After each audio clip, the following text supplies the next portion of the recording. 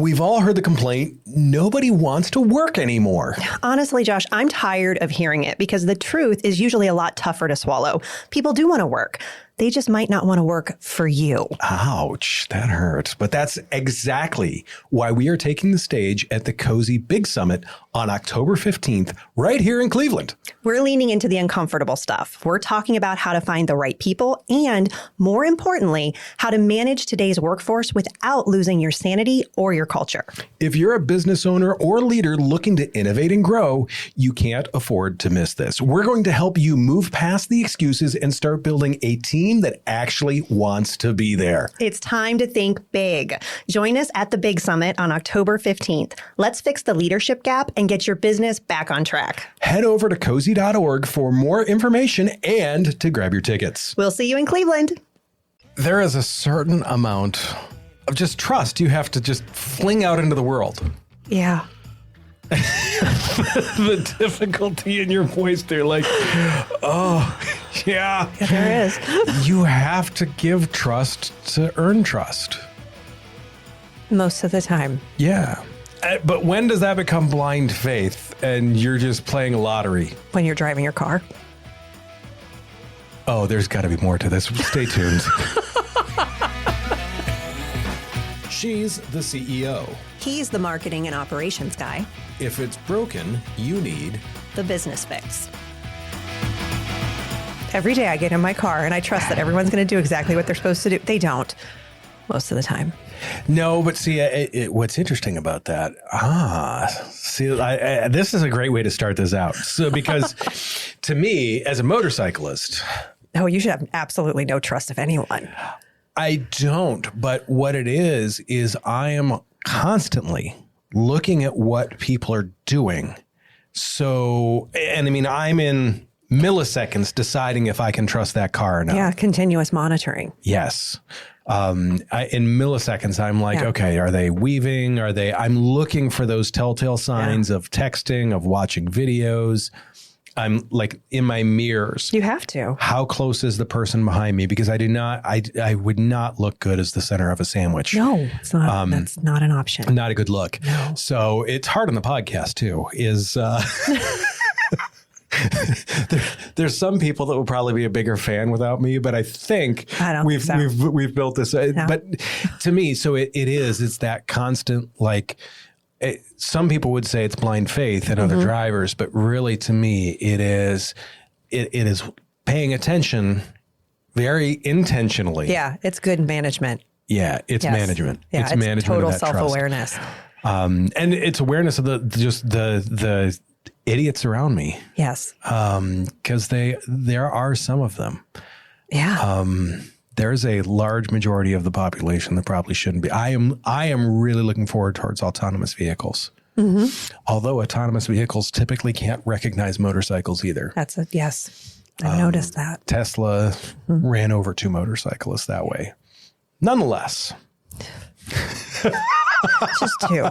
It's a hell of a way to introduce a topic. It's not outside the standard deviation, so they don't. No, it's not.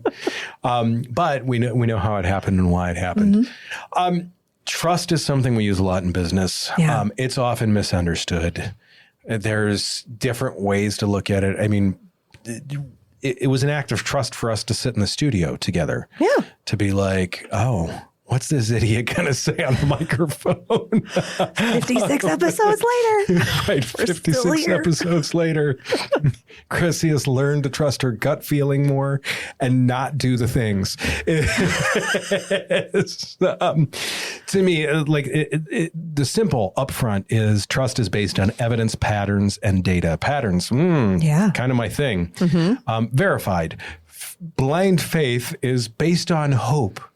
Yep. A good feeling. Or, this is when it typically happens, a desire to avoid conflict. Yeah. Yeah. Skip the pain. We'll just avoid the pain. Right. We'll just trust him. Yep. We'll just trust him. I'm curious about this. Mm-hmm. Like, how do you build trust with a new leader without falling into that blind faith trap, or just where you're like, here's the keys, good luck? and hope for the best. Right. Right. Lock up on your way out. Yeah. No, I mean, you sent me this topic and I was like, oh, Chrissy's I'm going to have to like really dig into this. This is like a therapy session. So first I would say I have to check my own instincts around it because as like the visionary, as a CEO, so I want to trust people fast because I want to move fast. Same. Like I just do it. But fast trust without structure is blind faith. You've got to have that structure around it. So before you even start with that structure, you have to first be willing to invest the time. So you got to interview, you've got to develop, you've got to coach.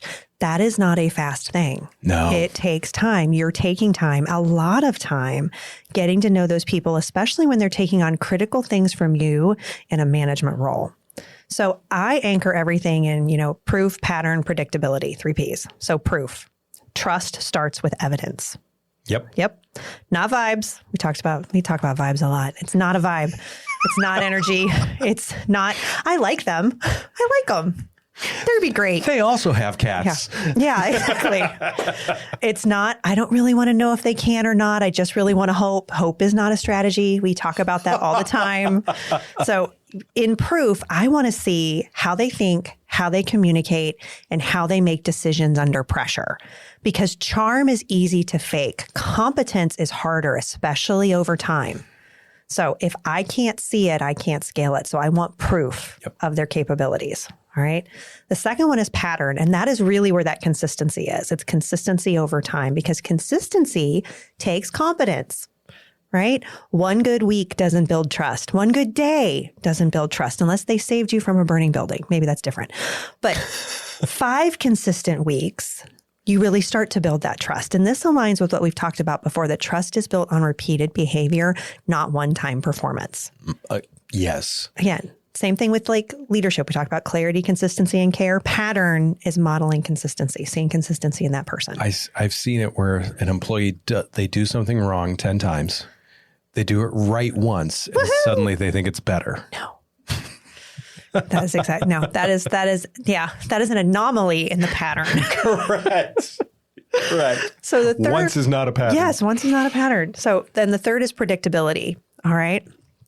So it's and then this is the one that leaders miss often.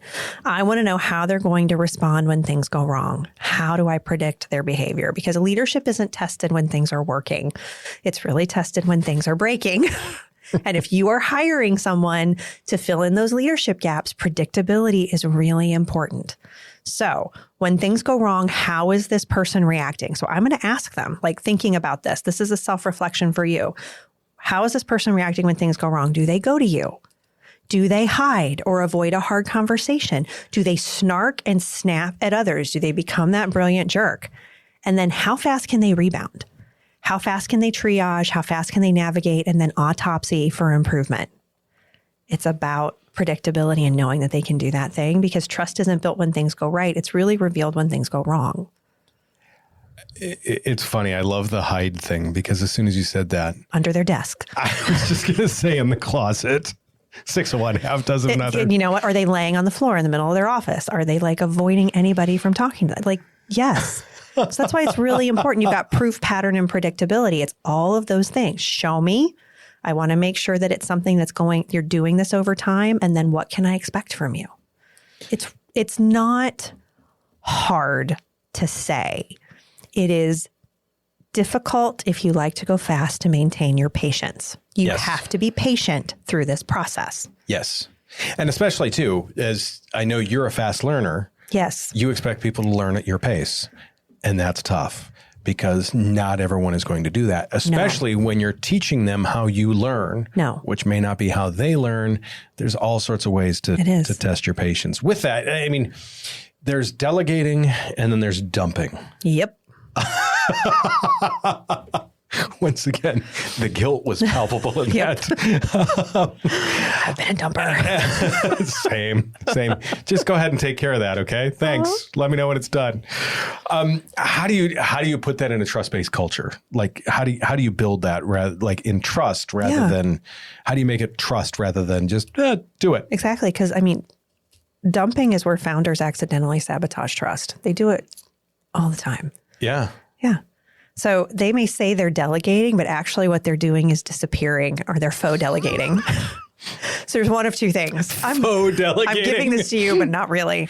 Or here you go. And I am somewhere completely different because I don't even want to know what's going to happen because it's just better if I don't. That's either one of the, no, don't do either one of those. You are pulling the pin and handing them a grenade and walking away. Here. And then you're in the next room. You're like, yeah, I thought that sounds about right. And you keep walking. No, don't do that. So founder's touch is really the ability to stay present without staying in control. So you got to think about, you're connected to the standard, but you're not necessarily connected to every task. You don't have to do the work as the founder, but you do need to reinforce expectations. You need to stay in communication, and you need to keep the mission visible. And I would say when you're working on this, it truly becomes delegation when you are the one that is holding your core values as the founder. So you need to make sure that you're holding your core values, you're training to your core values, you're hiring and firing based on your core values. You are the keeper of the flame around your core values. And then you have to let the other people do the work, which means you have to let them also make the mistakes and also let them get the credit. Did you hear me? Get the credit. You have to let them have credit. And I would say that as much as letting them make mistakes because you want to save them, I would argue the harder piece for a lot of managers and leaders is to allow other people to have the credit. Because it's really easy to say, I built this and these people work for me. And so I am responsible for all the things. I have done it. No. Do not take all the credit. That makes you a jerk.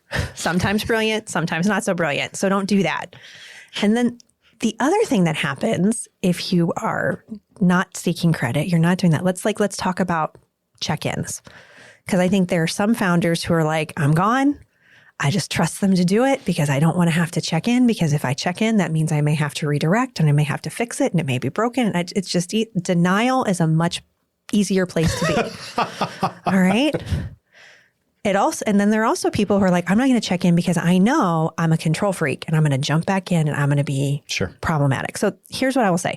Check-ins are not control, they're protection. Yes. Yes. They protect the employee from invisible failure, the business from silent drift, and the relationship from misunderstanding. They are not micromanaging. If you do check-ins the right way, you are not micromanaging. You are helping micro move things where they need to go. So if I'm checking in, my response is I'm not questioning you, I'm supporting you. Your culture isn't what's printed on a poster in your lobby. It's what your team does when you aren't in the room. And for larger organizations, that culture is usually the first thing to fracture during high growth. If your mission statement feels like a ghost town, you have a culture problem. That's where the Business Fix on the road can help. We help leaders fix the people stuff so they can get back to the business stuff. From keynotes to culture consulting, we bring practical, fluff-free strategies to your leadership team that drive real clarity, accountability, and results. Stop managing by hope. Book us for your next event, conference, or team meeting at businessfixpodcast.com. To me, this is where, I'm going to make another sports analogy. Coach. Yeah. Be the coach. Exactly. You cannot run out onto the field and kick the ball. No, you get in trouble when you do that. Right. That also sounded like the voice of experience. Is at least metaphorically. Metaphorically. I mean, be the coach. Stand on the sideline, offer suggestions, tell them what the end result needs to be. But yeah, be the coach. What's interesting with the trust thing is what's tough is sometimes you have to realize, is this trust? Is this a skill gap? Is this a betrayal? How do you figure that out?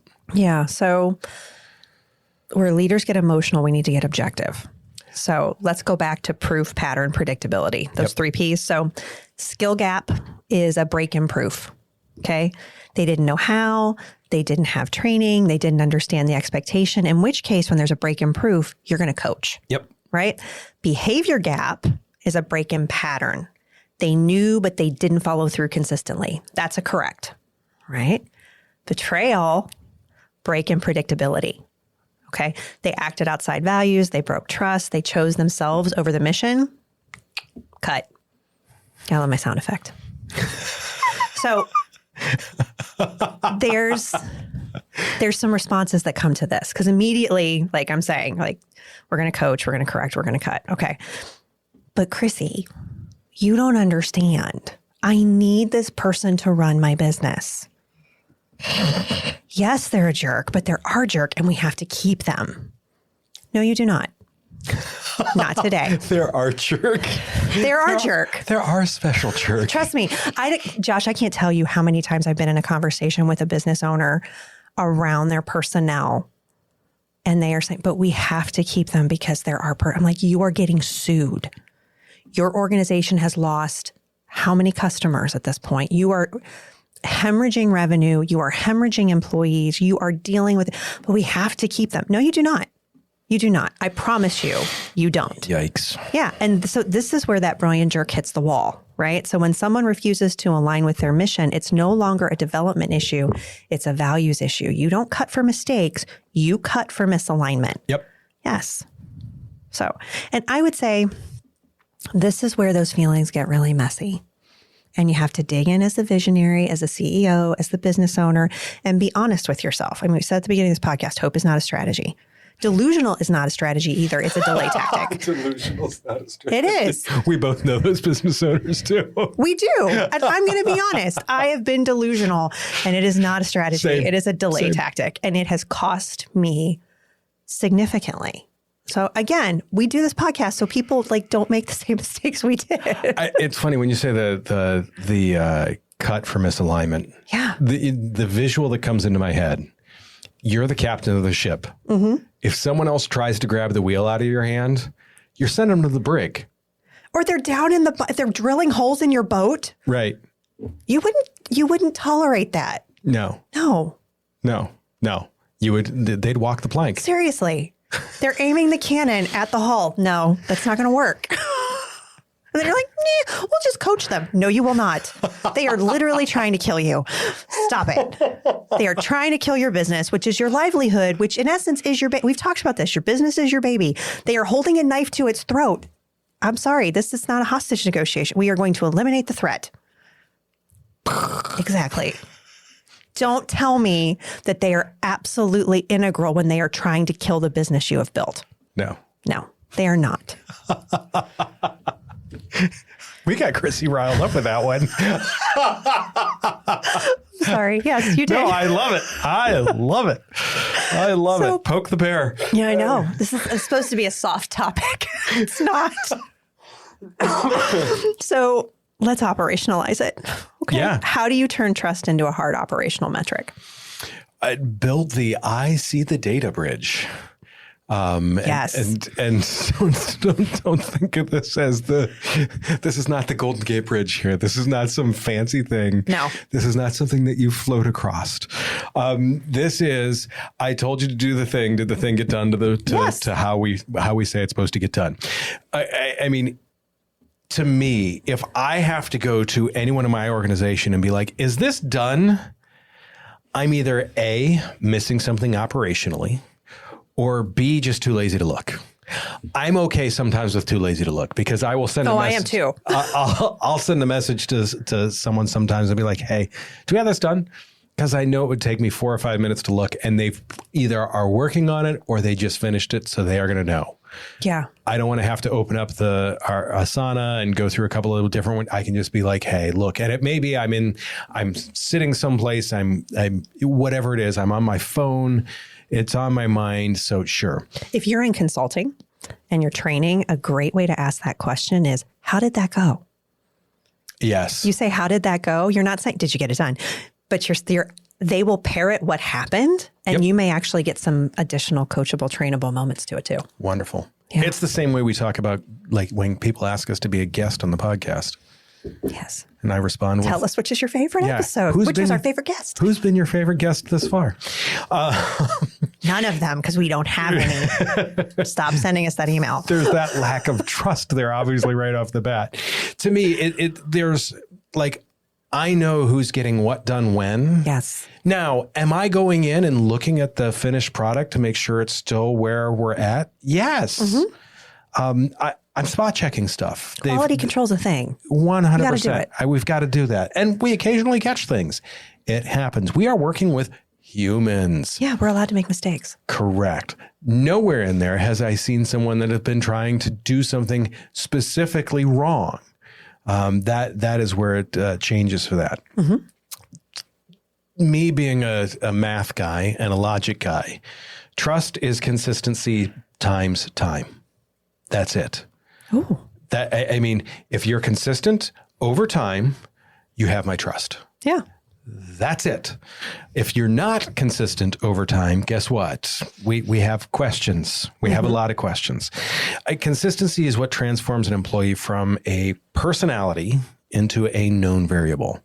If I when I send a podcast to Lance, 3 days later, it's coming back done. Yeah. That's it. It's just, there's clear expectations. Yes. Clear SOPs. Yes. There's not a flair to it. There's not it's just coming back exactly as I had hoped. Yes. Done. That's because there's the known variable there is that consistency over time. We've done this hundreds, if not thousands of times already. Yes. So when someone's consistent, I'm not managing their mood, their effort. I'm monitoring the process. This way, there's less for me to manage. Yeah. Imagine that when you've got the right SOPs and everything like that. And if the SOP is followed 100 times, I have 100% trust. Huh. Yeah. If I have to hope that something's getting done. That's not peace of mind. No. Because I've had those times too. Years ago, I had an editor where I'm like, hey, is this done? And she's like, what? No. This. Yes. The project I sent 5 days ago. Oh. That project? What project? I forgot about it. Yeah. The problem is it takes 2 or 3 times out of 100 to totally kill that. I also like to look at scheduled versus random verification. Yeah. Operational trust requires periodic verification. Yes. Like you said, quality control. Mm-hmm. Trusting the system means that you trust that the audit will catch errors before they scale. You're looking for errors to catch before they scale. You're not looking for reasons to go down and yell at Bob. No. That would be targeting and retaliation. We don't do that. Correct. Talk to the HR company about that. Yes. There's 2 that I look at with this. There's the scheduled audit. There is the, hey, everyone knows the standard. This is just validating that everyone knows where we are supposed to be. Yeah. It's for training. It's for an alignment. I expect you to be at this point in time. The random audit is the one that validates that the team lives the standard. If they know an audit's coming, in many cases, they will go in and clean stuff up. I know a number of organizations, some of them medically oriented. Oh, gosh, yeah. Where when they know a state inspector's coming, I know of one specifically where when a state inspector was there, they were calling the liaison like 7-8 times a day. How's it going? Mm-hmm. Is it going okay? How's it going? That's not trust. No. It's not trust at all. That's panic. The one that I like is my sister's husband was a health inspector. Okay. Think of restaurant inspections. Mm-hmm. And I have seen this in action before. If they know the health inspector is coming. Oh, it's a very different restaurant. Oh, it's the parking lot is spotless. Yes. The kitchen is spotless. The dining, all the chairs are organized. It looks like their grand freaking opening. Yes. If he shows up at random, let's just say there's some restaurants that I will not be visiting in the area. Yeah. Just because of the fact when he would go in, it was very different. So to me, like you need to have both the scheduled audit and the random audit. And the problem is from a leadership standpoint, the random audit still kind of needs to be scheduled. Yeah. Because if you don't schedule it, you ain't never going to do it. No. If I don't put something like if it's not on my calendar, it's not gonna happen. Yeah, it's not gonna work here anymore. No. No. Yeah, I was about to say, I know you're like our calendars are similar. Yes. Like, hey, I've got 7 minutes while I'm in the car between here and there. Do you want to talk? Yeah. Right. Yeah. If you only audit when it's scheduled, you're building a culture of cleaning up for the boss. Yeah. If you audit at random, you are building a culture where the standard is the only way that work will ever get done. It's going to get done this way no matter what. And in that, once you have that through that auditing process, through that random audit process, that is where you built trust. Yeah. Not just blind faith that, I think they did it. Maybe. Right. On the external side, now this is one that I find interesting because there's vendors and then there's the customer side of it. Yeah. On the vendor process, there's the I don't trust people or promises from a vendor. I trust a process. Yeah. When we're vetting a new vendor, I ask about their process for filling orders, shipping items, their payment terms. Mm-hmm. What is the process for this?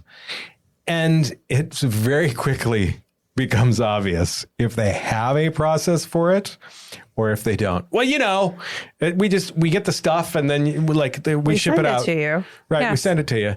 If they say, no, when the salesman gets the order, it's submitted into our system, which gives us a ticket down in the warehouse where we print the stuff off. Great. No problem. Shut up. We're good. Exactly. That is that base trust because if they have a process, I can work with that. Yeah. Here's our standard contract. This is how it works. I don't know if I like your payment terms.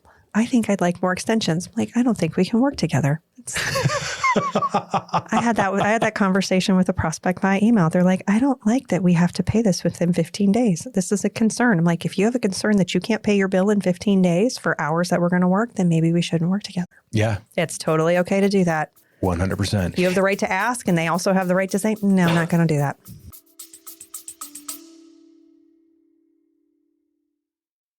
Let's be honest. You did not start your business so you could spend your days buried in HR paperwork or Googling how to handle employee drama. That's why I started Clarity HR. We're your fractional HR team giving you real people, real support, and real solutions. Whether it's compliance headaches, hiring struggles, or just needing someone to take the people stuff off your plate, we've got your back. So if you're ready to stop using duct tape and hope as your HR strategy and finally get some peace of mind, head over to clarityhr.com. That's clarityhr.com. Simple, clear, and here to help. I'll give you a few seconds to go to the website while we get ready to get back to the show. It's funny because we've done the same thing I always say trust, but be decisive with customers. Yes. It is a two-way street. If we set the deadline, we meet it. Mm-hmm. If there's an operational hurdle that makes that not possible, we're going to tell the customer before the deadline hits. Yes. Not surprise them. No. Hey, I know you needed this Thursday and it's Friday. So in our business, we offer terms. Yes. We do that for most people. It's something unique to what we do. Most podcast studios are pay before you sign up. Yes. We're like, hey, we'll give you terms on stuff like that because once again, it makes it easier for the customer. It does. Now, I have had a customer fall behind. Yeah. We granted a short extension of about a week. That deadline passed. Mm-hmm. I immediately pulled down all a month's worth of scheduled social media posts that we had already done for them. Within an hour, he's calling me. Whoa. What happened? I'm like, you didn't pay your bill.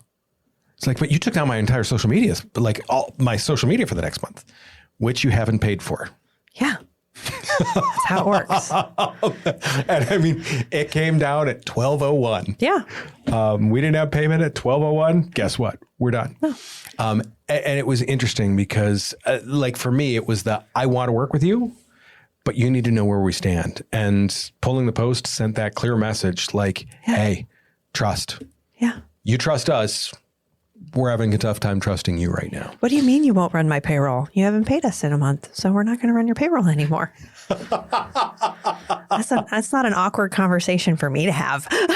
No. And it's funny because it's it's a conversation none of us look forward to. No, not at all. Because you want the money, and it's a tenuous thing. Yes. But in the same sense, I only want to work with people that I trust. Yes. And set expectations at the very beginning. We have gotten much better. Again, that response about, well, if you have a problem with paying us within 15 to 45 days, then maybe we have bigger concerns than whether or not you should be a customer. You get better at those conversations over time. Well, the first one, you want to throw up. The second one, you still want to throw up. By the time you get to like the 10th, you're like, oh, this is easy. I got it.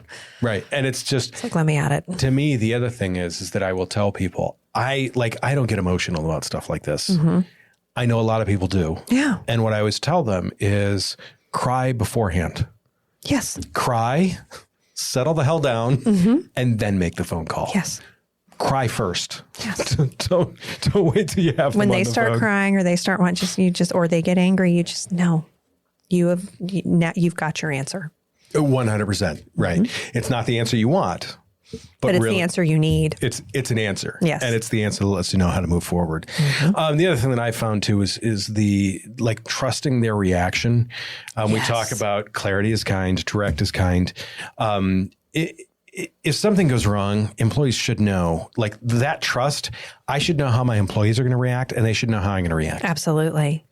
I've had so many people where you had no idea how they were going to react.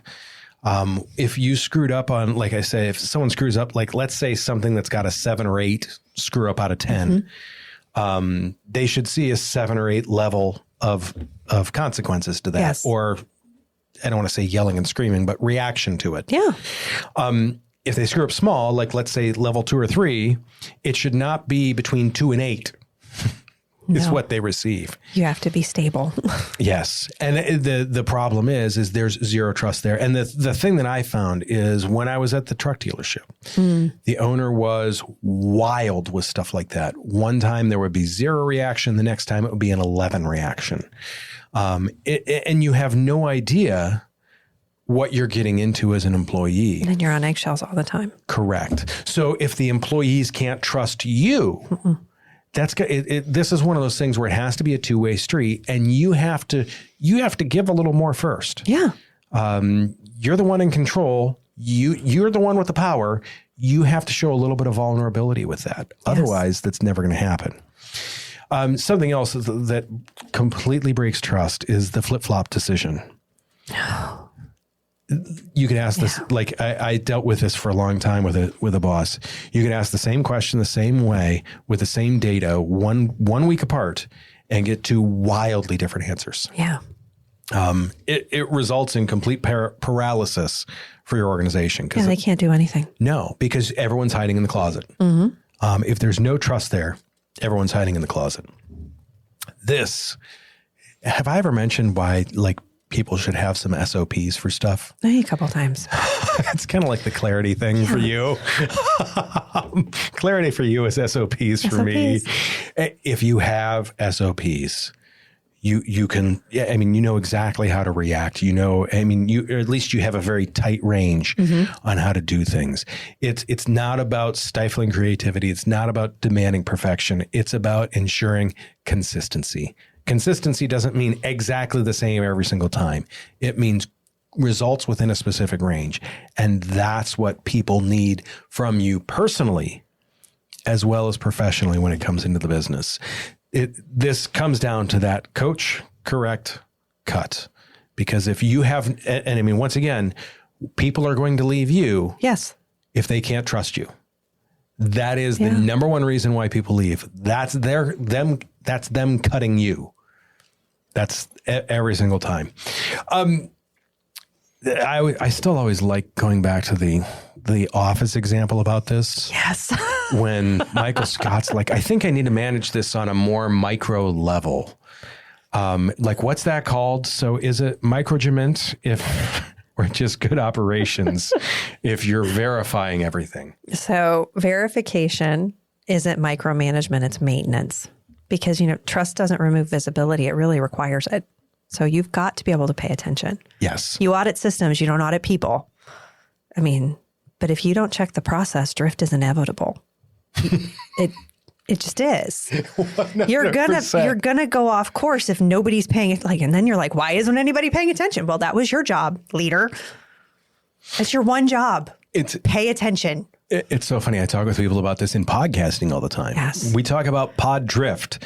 Yes. Because you start talking about a subject and the next thing you know, 15, 20 episodes later, you're about 25 degrees off and you're like, how the hell did I get over here? And you come back. Right. Back to your thesis. Right. Yeah. Trust the process or trust the person? Oh. She's like, I have to choose? No. They're not both standing on trapdoors. That's true. When you pull the lever, the one disappears into the pit of despair. So I would say good people can get lost in a bad process very quickly. Mm-hmm. So if you have to fix it, you bring the team along. So if there's alignment, you fix the process first, and then you fix the personnel issue if you have both at the same time. But I would say oftentimes it's not bad people. It's good people in a bad process. I wholeheartedly agree with that because it's usually the process is broken somewhere. And like most people, if you tell them what the end result is and you tell them what we need to do to get there, they want to do that. They want to do things right. People want to do things right. Yeah. If they don't have a good guide for how to do it right, they're going to, How do you market trust without saying, hey, we're trustworthy? Because there's so many businesses I see that are like, as soon as I see like trust in the marketing, I'm like, your trusted advisor, right, your most trusted resource. Right. I'm like, building trust since 1982. Right. You're selling used cars. Yeah. As soon as I pull this off the lot, the transmission's coming out the bottom. Yeah. How would you do that? I think it's showing up with clarity, consistency, and care. It's really showing your values, showing your purpose, and it's the results. So I would say an easy way to market trust is in the responses of your clients and customers. They're usually your raving fans. So, I mean, how would you do it, marketing expert? I want to make a great point to kind of exactly what you said is showing them that they can trust you. Yeah. You make a great example of that because community is part of your values. Mm-hmm. Thanks. And you guys, you're seen all over the place doing things in various communities. That, like, we say it and we do it. We say it and we do it. The flip side of that is we care, like the whole message. We care about our customers. Please continue to hold for an hour and a half. Yeah. Like when I hear that, your hold time is only 46 minutes. You're like, no, you don't care about me. You don't care about me at all. No. That is how that goes wrong. So some key takeaways from this. Yeah. Move the goalposts to a dashboard. Stop asking people, how's it going? And start looking at the shared data. The information's there. Yeah. When you use proof, pattern, and predictability, that helps you go from blind faith to trust when you're delegating. So use those 3 Ps. Love it. To me, the audit is kind, meaning that I trust you. It's to make sure that the machine is still working correctly. Yeah. And model how you want this in your organization. So don't be an ostrich. Put your head in the sand. Unless that's how you want everyone else to behave too. Model what you mandate. Don't be an ostrich. Kill vendors. Not literally. Let's go with cut vendors that if you just have to trust them. Yeah. You should feel the trust. It shouldn't. Don't feel like you have to trust. Don't feel like you're hostage to them. Go out and find someone that's a better relationship. Gut feelings. Yeah. Intuition or just bias or laziness. Like, sure. Okay. So there is science in intuition and gut feelings. It's about like the millions of micro decisions that you've made over time. There is actual science around your gut. So I believe in it. I just don't believe it when people are being like, I think if you have really good self-awareness, then you probably have good gut instincts. If you do not have self-awareness, you don't. It's interesting to me because with that, I see And we've all been snowed. Yeah. But it really is you're looking at patterns. You've built a library of patterns that you have watched, whether you're aware of it or not. Mm-hmm. You're relying on those for sure. Yeah. Can a remote hybrid team have the same level of trust as an in-person team? Hell yes. Duh. It's about the leader. It's not even just about the leader. I mean, to me, it's the simple question. Is the shit done? Is the shit done the way we want it to? Yeah.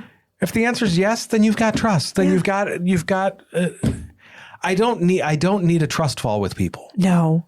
Trust me, as heavy as I am, no one wants to catch me anyways. I don't need any of that. No. What's the fastest way for a leader to turn into a loser of trust? Oh, you blame your team for something that you own. Oh gosh, have I mean, you've talked about blame so many times. Yeah, so. It's that to me. The other piece to that is when you say, "Hey, I'll look at that for you," and you don't. Yeah, it sounds small. No, that is one of the biggest things you can do. I would say it's worse than blame. Yeah. It's ignoring them. It's so easy to do. It's easy to do. If you do it, apologize immediately. Yeah. It's why I try and put deadlines on things so that way they have a way to come at me and say, hey, it's Thursday. You said Wednesday I'd have this. And I'm like, oh, gosh, I'm sorry. Yeah. And that is fixable. I mean, because I know as business owners, we run in a lot of different directions. But that one, when you miss it, you say, look, I am so sorry. I know you're waiting on this. Let me do it right now. Yep. And it's got to be priority number one. What's interesting is what we have next week. Yeah. What is it? Listening to the other side. And I felt like this. Constructive dialogue? Imagine that. Wow. Okay. What triggered this for me is I listen to a lot of podcasts that I hate. Yeah. Same. It's difficult. I usually don't do it before I come into the studio. No, thank goodness. That being said, thanks for coming along for the ride this week. Hopefully you trust us to talk about something again next week and the week after and the week after. We trust that we have blind faith that you will tell us what you would like to see. Please. Would love to hear your comments about it. Do us a favor, go to businessfixpodcast.com. As always, take care of yourself, take care of someone else if you can too. We will see you very, very soon.